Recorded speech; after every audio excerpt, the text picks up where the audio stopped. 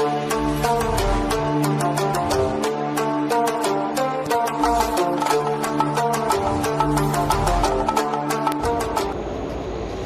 वालेकुम दोस्तों, कैसे हैं आप लोग। मैं हूं आमिर शहजाद और आप देख रहे हैं मेरा यूट्यूब चैनल।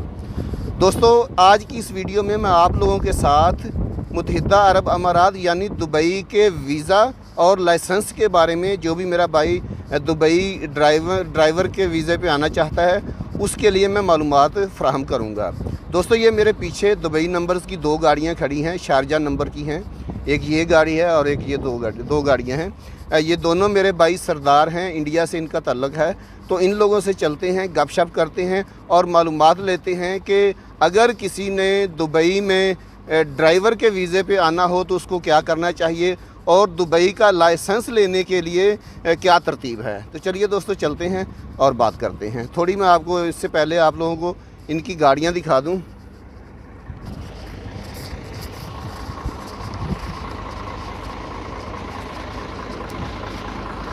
ये देखें दोस्तों, ये गाड़ियाँ मर्सिडीज़ एक्ट्रेस गाड़ी है इनके पास, ये दोनों भाइयों के पास।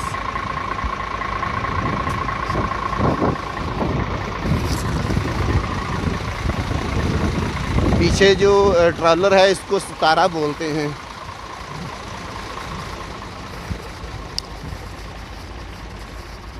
दोस्तों, सेम गाड़ियाँ हैं दोनों। तो चलिए दोस्तों, चलते हैं, भाई से सवालात करते हैं, इंफॉर्मेशन लेते हैं। जी तो दोस्तों मैं गाड़ी में आ चुका हूँ। ये मेरे दोनों पीछे मेरे इंडियन भाई बैठे हुए हैं, सरदार हैं दोनों। तो चले दोस्तों, इनसे पूछते हैं कि अगर कोई भी मेरा भाई दुबई में ड्राइवर वीज़े पे आना चाहे तो उसकी क्या तरतीब होगी। क्या हाल है भाजी? ਵਧੀਆ ਜੀ, ਵਧੀਆ। अस्सलाम वालेकुम ਸਾਰੇ ਭਰਾਵਾਂ ਨੂੰ, ਜਿਹੜੇ ਪੰਜਾਬੀ ਭਰਾ, ਸਤਿ ਸ੍ਰੀ ਅਕਾਲ ਜੀ ਸਾਰਿਆਂ ਨੂੰ। ਕੀ ਹਾਲ ਚਾਲ? ਠੀਕ ਠਾਕ ਜੀ ਭਾਜੀ, ਆਪਣਾ ਨਾਮ ਦੱਸਿਓ ਜੀ। ਮੇਰਾ ਨਾਮ ਦਿਲਬਾਗ ਸਿੰਘ ਜੀ। ਦਿਲਬਾਗ ਸਿੰਘ, ਇੰਡੀਆ ਤੋਂ। ਹਾਂਜੀ, ਇੰਡੀਆ ਦੇ ਕਿਹੜੇ ਜ਼ਿਲ੍ਹੇ ਤੋਂ ਜੀ? ਪੰਜਾਬ ਤੋਂ, ਅੰਮ੍ਰਿਤਸਰ। ਪੰਜਾਬ ਅੰਮ੍ਰਿਤਸਰ ਤੋਂ।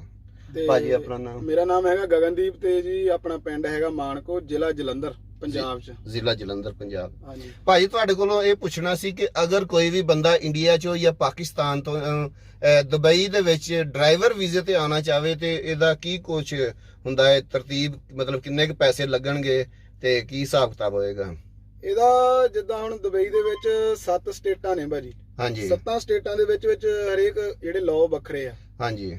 ਜਿਹੜੀ ਇਹਦਾ ਸ਼ਾਰਜਾ ਸਟੇਟ ਆ ਉਹਦੇ ਵਿੱਚ ਜਿਹੜੀ ਹੁਣ ਜੇ ਆਪਾਂ ਪਹਿਲੀ ਗੱਲ ਤਾਂ ਇਹ ਆ ਵੀ ਜੇ ਦੁਬਈ ਦੇ ਵਿੱਚ ਕਿਸੇ ਨੇ ਵੀ ਟਰੱਕ ਡਰਾਈਵਰ ਦਾ ਵੀਜ਼ਾ ਜਾਂ ਲਾਇਸੈਂਸ ਬਣਾਉਣਾ ਨਿਊ, ਹਾਂਜੀ, ਉਹਦੇ ਲਈ ਉਹਨੂੰ ਜਿਹੜਾ ਵੀਜ਼ਾ ਪ੍ਰੋਫੈਸ਼ਨ ਹੈ ਉਹਦੇ ਵਿੱਚ ਉਹਨੂੰ ਹੈਵੀ ਡਿਊਟੀ ਟਰੱਕ ਡਰਾਈਵਰ ਦਾ ਚਾਹੀਦਾ। ਹਾਂਜੀ, ਕਿਉਂ ਮੇਰਾ ਭਰਾ ਕੋਈ ਫਸ ਨਾ ਜਾਵੇ, ਮੁੜ ਕੇ ਉੱਥੋਂ ਪ੍ਰੋਫੈਸ਼ਨ ਹੋਰ ਹੋਵੇ, ਇੱਥੋਂ ਆ ਕੇ ਵੀਜ਼ਾ ਚੇਂਜ ਕਰਨ ਦੇ ਫਿਰ ਚਾਰजेस ਲੱਗਦੇ ਆ। ਹਾਂਜੀ, ਬਿਲਕੁਲ, ਫਿਰ ਜ਼ਿਆਦਾ ਪੈਸੇ ਤੇ ਲੱਗਣਗੇ। ਇਸ ਕਰਕੇ ਜਿਹੜਾ ਪਹਿਲਾ ਵੀਜ਼ਾ ਲੈਣਾ ਉਹਦੇ ਉੱਪਰ ਪਹਿਲਾਂ ਤਾਂ ਇਹ ਦੇਖਣਾ ਵੀ ਜਿਹੜਾ ਪ੍ਰੋਫੈਸ਼ਨ ਆ ਉਹ ਟਰੱਕ ਡਰਾਈਵਰ ਦਾ ਹੋਵੇ। ਹਾਂਜੀ। ਤੇ ਦੂਜੀ ਗੱਲ, ਫਿਰ ਫਾਈਲ ਓਪਨ ਦੀ ਜਿਹੜੀ ਫੀਸ ਆ ਉਹ 3300 ਦਿਰਹਮ ਆ ਕੁਛ।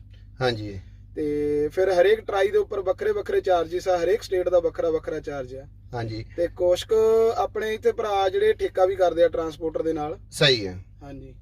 ਇਹ ਗਗਨਦੀਪ ਭਾਜੀ ਦੱਸਿਓ ਹਾਂ ਕਿ ਤਕਰੀਬਨ ਇੱਕ ਆਈਡੀਆ ਕਿੰਨੇ ਕੁ ਪੈਸੇ ਲਾਇਸੈਂਸ ਤੇ ਲੱਗ ਜਾਂਦੇ ਆ? ਇਹ ਜੀ ਇਸ ਵੇਲੇ ਜੇ ਇੰਡੀਆ ਦੀ ਆਪਾਂ ਕਰੰਸੀ ਲਾਈਏ ਤਾਂ ਇੰਡੀਆ ਦਾ 6.5 ਲੱਖ ਰੁਪਈਆ ਏਜੰਟ ਜਿਹੜੇ ਆ ਕਰਦੇ ਆ, ਠੇਕੇਦਾਰ ਜਿਨ੍ਹਾਂ ਦੀ ਟਰਾਂਸਪੋਰਟ ਆਪਦੀ ਆ। ਹਾਂਜੀ, ਜਿਨ੍ਹਾਂ ਦੀ ਟਰਾਂਸਪੋਰਟ ਆਪਦੀ। ਜੇ ਕੱਲਾ ਲਾਇਸੈਂਸ ਬਣਾਉਣਾ ਤੇ 5 ਲੱਖ ਰੁਪਈਆ, ਜੇ ਵਿੱਚ ਉਹ ਗੱਡੀ ਤੁਹਾਨੂੰ ਚਲਾਉਣ ਨੂੰ ਕਰਨ ਤੇ 7 ਲੱਖ ਰੁਪਈਆ ਪੂਰਾ ਉੱਕਾ ਪੁੱਕਾ ਲੈਂਦੇ, ਜਿੰਨੀਆਂ ਟਰਾਈਆਂ ਜੋ ਸਭ ਕੁਝ ਉਹਨਾਂ ਦਾ ਵਿੱਚ ਉਹਨਾਂ ਕੰਮ ਦੇਣਾ, ਵਿੱਚੇ ਕੰਮ ਉਹਨਾਂ ਦਾ, ਗੱਡੀ ਉਹਨਾਂ ਦੀ ਚਲਾਉਣੀ ਆ, ਰਹਿائش ਰੋਟੀ ਪਾਣੀ ਤੱਕ ਵੀ ਉਹਨਾਂ ਦਾ ਆ, ਜਿੰਨਾ ਚਿਰ ਲਾਇਸੈਂਸ ਨਹੀਂ ਬਣਦਾ। ਤੇ वीजा भी देंगे? वीजा ਵਿੱਚ ਗੱਡੀ ਦੇਣਗੇ ਨਾ ਕੰਮ ਦੇਣਗੇ। दोस्तों, आप लोग देख सकते हैं कि गगनदीप भाजी बता रहे हैं कि अगर आपने इंडिया से आना है तो 7 लाख रुपया आपका लगेगा और पाकिस्तानी करेंसी आप खुद कन्वर्ट कर सकते हैं, मेरे ख्याल में डबल हो जाएगी। ते भाजी, अगर लाइसेंस लवांगे तो कितना अरसा लगेगा दुबई का लाइसेंस लैन ते कितना टाइम लगेगा? ਇਹ ਜੀ ਨਸੀਬ ਆ। ਬਾਕੀ ਟਰਾਈ ਜਿਹੜੀ ਆ ਵੱਖੋ ਵੱਖ ਆ, ਹਫਤੇ ਬਾਅਦ ਆ ਜਾਂਦੀ, ਹਫਤੇ ਬਾਅਦ ਟਰਾਈ ਆ ਜਾਂਦੀ ਆ। ਹਾਂਜੀ। ਤੇ ਜਿੱਦਾਂ ਜਿਹੜਾ ਸ਼ਾਰਜਾ ਸਟੇਟ ਆ ਉਹਦੇ ਵਿੱਚ ਜਿਹੜੀ ਸ਼ਾਰਜਾ ਕੱਲੀ ਇੱਕ ਇਦਾਂ ਦੀ ਸਟੇਟ ਆ ਜਿਹਦੇ ਉੱਪਰ ਸਿਰਫ ਟਰਾਲੇ ਦੇ ਉੱਪਰ ਟਰਾਈ ਹੁੰਦੀ ਆ। ਅੱਛਾ ਜੀ। ਜਿਹੜੀਆਂ ਬਾਕੀ 6 ਸਟੇਟਾਂ ਆ ਉਹਨਾਂ ਦੇ ਵਿੱਚ ਸਾਰੀਆਂ ਯਾਨੀ ਕਿ 6 ਵੀਲ ਗੱਡੀ ਤੇ ਟਰਾਈ ਹੁੰਦੀ ਆ।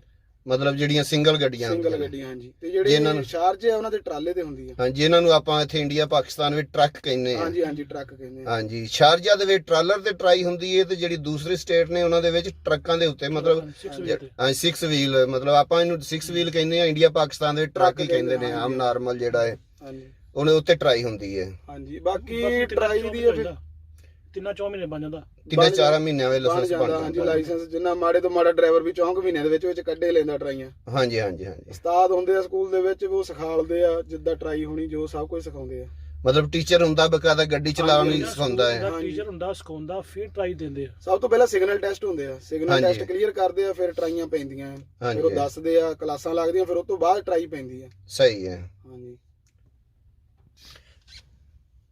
दोस्तों ये मेरे दोनों भाई दुबई से आए हैं और इन्होंने सलाला जाना है, तो ये कंपनी की गाड़ियां चलाते हैं। पूछते हैं इनसे कि सैलरी कितनी बन जाती है। अगर कोई भी मेरा भाई इंडिया पाकिस्तान से दुबई ड्राइवर के वीज़े पे आना चाहे तो सैलरी के बारे में भी मालूमात ले लेते हैं। भाई दस्या जी कितनी की सैलरी हो जाती है? ਸਟਾਰਟਿੰਗ ਸੈਲਰੀ 1800 ਹੁੰਦੀ ਆ हाँ जी ਬੇਸਿਕ, ਤੇ ਬਾਕੀ ਟ੍ਰਿਪ ਸਿਸਟਮ ਹੁੰਦਾ। हाँ जी ਤੇ ਸਟਾਰਟਿੰਗ ਦੇ ਵਿੱਚ ਯਾਨੀ ਕਿ ਕਰਾ ਕੇ 3000 ਦਰਾਮ, 3000, 3200, 3500 ਜਿਹੜੀ ਕੋਈ ਕੰਪਨੀ ਆ। ਜੇ ਕੋਈ ਮੰਨ ਲਓ ਕਿਤੇ ਮੇਜਰ ਵੱਡੇ ਕੰਮ ਆ, हाँ जी ਮੈਕਸਿਮਮ ਯਾਨੀ ਕਿ 4500 ਤੱਕ, 4500 ਦਰਾਮ ਤੱਕ ਬੰਦਾ ਸੈਲਰੀ ਲੈ ਸਕਦਾ। सही है। 3000 ਤੋਂ ਲੈ ਕੇ 4500 ਤੱਕ। मतलब ਕੰਮ ਤੇ ਵੀ ਡਿਪੈਂਡ ਕਰਦਾ ਹੋਏਗਾ ਨਾ। ਹਾਂਜੀ ਹਾਂਜੀ ਹਾਂਜੀ। ट्रिप अलाउंस है ਤੁਹਾਡਾ ਜਾਂ ਫਿਕਸ ਸੈਲਰੀ ਹੈ? ट्रिप अलाउंस ट्रिप अलाउंस भी नाल है। दोस्तों यानी सैलरी फिक्स जो है बेसिक सैलरी अलहदा होगी और जो ट्रिप लगाएंगे उसके हिसाब से कंपनी अलहदा पे करेगी। ਭਾਜੀ ਹੁਣ ਇਹ ਦੱਸੋ ਮੇਰੇ ਵੇਖਣ ਵਾਲਿਆਂ ਨੂੰ ਕਿ ਤੁਸੀਂ ਇੰਡੀਆ ਵੀ ਡਰਾਈਵਰੀ ਕੀਤੀ ਹੈ, ਇੱਥੇ ਦੁਬਈ ਦੇ ਵਿੱਚ ਵੀ, ਓਮਾਨ ਦੇ ਵਿੱਚ ਵੀ, ਕਿਹੜੇ ਮੁਲਕ ਦੀ ਡਰਾਈਵਰੀ ਤੁਹਾਨੂੰ ਅੱਛੀ ਲੱਗੀ ਹੈ? ਡਰਾਈਵਰੀ ਤਾਂ ਸਭ ਤੋਂ ਵਧੀਆ ਓਮਾਨ ਚ ਸਹੀ ਆ, ਟ੍ਰੈਫਿਕ ਘੱਟ ਆ। ਹਾਂਜੀ ਸਭ ਤੋਂ ਵਧੀਆ ਡਰਾਈਵਰੀ ਜਿਹੜੀ ਆ ਓਮਾਨ ਦੀ ਸਹੀ ਆ, ਰੋਡ ਵੀ ਠੀਕ ਆ। ਹਾਂਜੀ ਬਾਕੀ ਦੁਬਈ ਚ ਵੀ ਵਧੀਆ, ਦੁਬਈ ਚ ਟ੍ਰੈਫਿਕ ਬਹੁਤ ਆ, ਟ੍ਰੈਫਿਕ ਜ਼ਿਆਦਾ ਹੈ, ਡਰਾਈਵਰ ਨੂੰ ਜ਼ਿਆਦਾ ਪਰੇਸ਼ਾਨੀ ਹੁੰਦੀ ਹੈ। ਪਰੇਸ਼ਾਨੀ ਆ। ਤੇ ਬਾਕੀ ਇੰਡੀਆ ਦਾ ਚਲੋ ਜਿਹੜਾ ਇੰਡੀਆ ਪਾਕਿਸਤਾਨ ਵਾਲਿਆਂ ਨੂੰ ਤਾਂ ਪਤਾ ਹੀ ਆ, ਉੱਥੇ ਓਵਰਲੋਡ ਗੱਡੀਆਂ ਆ, ਰੋਡ ਵੀ ਉਦਾਂ ਦੇ ਆ।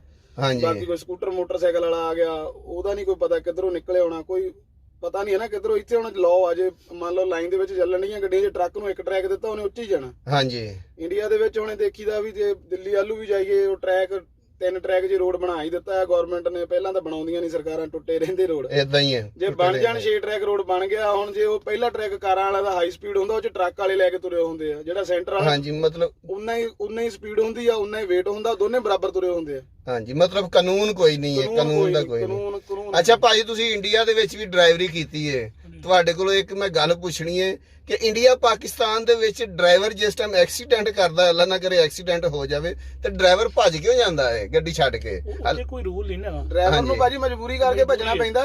ਹਾਂਜੀ ਗਲਤੀ ਭਾਵੇਂ ਸਕੂਟਰ ਮੋਟਰਸਾਈਕਲ ਵਾਲੇ ਦੀ ਹੋਵੇ, ਐਕਸੀਡੈਂਟ ਕਾਰ ਤੇ ਟਰੱਕ ਦਾ ਹੋ ਜਾਂਦਾ। ਉਹਦਾ ਨਾਂ ਟਰੱਕ ਵਾਲੇ ਦਾ ਲੱਗਣਾ। ਲੋਕਾਂ ਨੇ ਗੁੱਸੇ ਚ ਹੋ ਕੇ ਟਰੱਕ ਵਾਲੇ ਨੂੰ ਕੁੱਟ ਦੇਣਾ, ਕੁੱਟ ਮਾਰ ਦੇਣਾ। ਏਦਾਂ ਹੀ ਹੈ।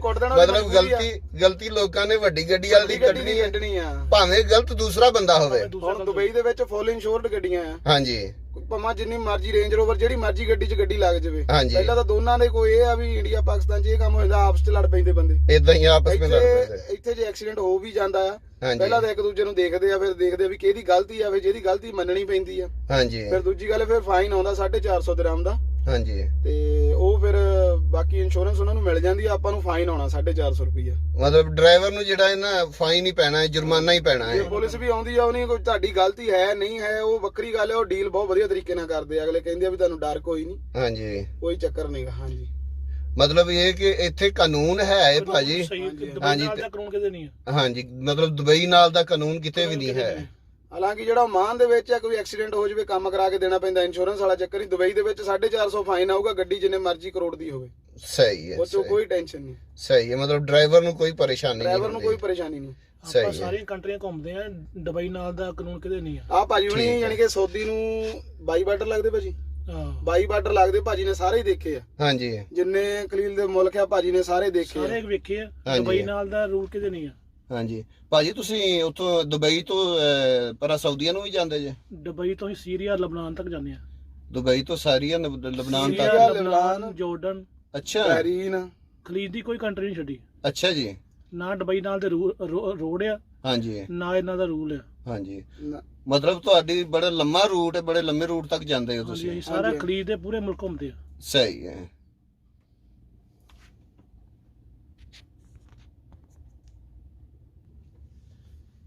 दोस्तों ये थी मेरी आज की वीडियो। दुबई में आने के लिए ड्राइवर वीज़ा पे अगर किसी भी भाई का मेरे किसी भी किस्म का सवाल है तो कमेंट बॉक्स में मुझे कमेंट करके पूछ सकते हैं। ਭਾਜੀ ਤੁਹਾਡਾ ਬਹੁਤ ਸ਼ੁਕਰੀਆ, ਬੜੀ ਮਿਹਰਬਾਨੀ ਭਾਜੀ, ਤੁਸੀਂ ਟਾਈਮ ਦਿੱਤਾ ਹੈ। ਕੋਈ ਚੱਕਰ ਨਹੀਂ ਭਾਜੀ, ਕੋਈ ਤੁਹਾਡੇ ਵੀ ਬਹੁਤ ਬਹੁਤ ਥੈਂਕ ਯੂ। ਤੁਸੀਂ ਆਪਣੇ ਚੈਨਲ ਤੇ ਸਾਨੂੰ ਵੀਡੀਓ ਬਣਾਈ ਸਾਡੀ, ਸਾਨੂੰ ਕਈ ਜਾਣੇ ਦੇਖਣਗੇ ਹੁਣ। ਹਾਂਜੀ बिल्कुल जी बिल्कुल, इंडिया पाकिस्तान दोनों साइड। ठीक है भाजी, बड़ी मेहरबानी। ओके दोस्तों, तो मिलते हैं नेक्स्ट किसी अच्छी सी वीडियो के साथ, तब तक के लिए अल्लाह हाफिज।